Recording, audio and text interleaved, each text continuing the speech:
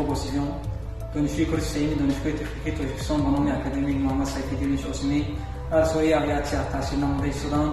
тӯли 4 моҳ мешавад ки аз аудиокурсҳои ширкати онбук бо забони англисӣ истифода мебарам ва дар ин 4 моҳе ки аз ин аудиокурс истифода мебарам ба пешраҳои хеле зиёд ноил шудам.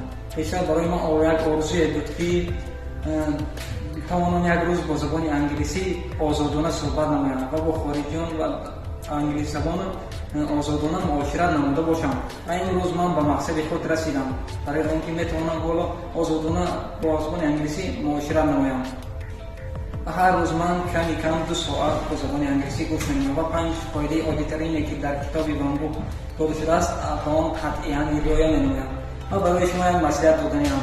ҳангоме ки шумо аудиокурсро гӯш менамоед, ҳар як калимае ки шумо мешунавед онро аввал дар майнаи сари худ таҳлил намуда, баъд ба ёфтани маънои он сар кунед.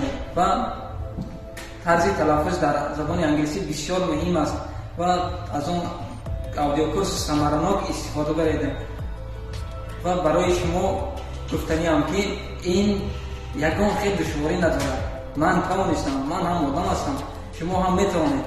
ва бо забони англисӣ гуфтани ҳастам: if you want to make a progress, you need to listen at least 2 hours in English per day.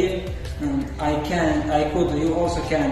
At first, when I started to listening this audio course, it was a bit difficult, but English became easier day after day for me. Every day I try to memorize a long list of English words because it's very effective.